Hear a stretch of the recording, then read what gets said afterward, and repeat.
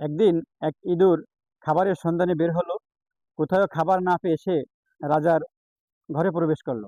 রাজার ঘরে সে খাবার না পেয়ে সে একটা হীরার টুকরো গিলে ফেললো। হীরার টুকরো গিলে ইঁদুর বাসায় চলে গেল এবং পরের দিন সকালে রাজা দেখলো তার ঘর থেকে হীরা চুরি হয়েছে। তখন রাজা এটা নিয়ে এক হুলস্থুল কাণ্ড ঘটিয়ে ফেললো। সে তার পুরো রাজ্যে ঢেরা পিটিয়ে বলল, আমার ঘর থেকে হীরা চুরি হয়েছে, কে নিয়েছো হীরা? তখন সে একজন জ্যোতিষীকে ডেকে আনলো এবং হীরা উদ্ধারের কাজে তাকে নিয়োগ দিল। তখন জ্যোতিষী সবকিছু পর্যালোচনা করে দেখলো তার হীরাটা একটা ইঁদুর খেয়ে ফেলেছে। তখন জ্যোতিষী রাজাকে বলল, আমি আপনার হীরা উদ্ধার করে দিতে পারি। তো রাজা বলল, ঠিক আছে, আপনি যদি আমার হীরা উদ্ধার করে দিতে পারেন তো আপনাকে আমি প্রাপ্ত সম্মানটুকু দেব। তখন জ্যোতিষী সমস্ত শহরের ইঁদুরকে আমন্ত্রণ জানালো যে আপনারা এখানে আসেন। তো সব ইঁদুর আসলো। তখন জ্যোতিষী ওইখান থেকে একটা ইঁদুরকে ডেকে এনে তার পেট থেকে ওই হীরাটা বের করলো এবং রাজাকে ফেরত দিল।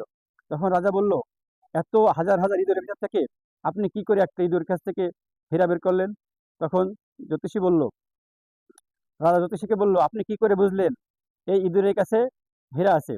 তখন জ্যোতিষী বলল, মূর্খ যখন ধনী হয় তখন তার বেশভূষা এবং আচার আচরণে বোঝা যায়। আমি ঠিকই তাই বুঝেছিলাম।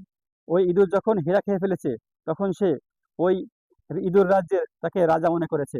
সে অন্যদের থেকে আলাদা হয়ে একা একা একটা জায়গায় বসেছিল। আমি তখন বুঝেছিলাম যে এই মূর্খ ইঁদুর এই হীরা খেয়েছে। সকলকে ধন্যবাদ।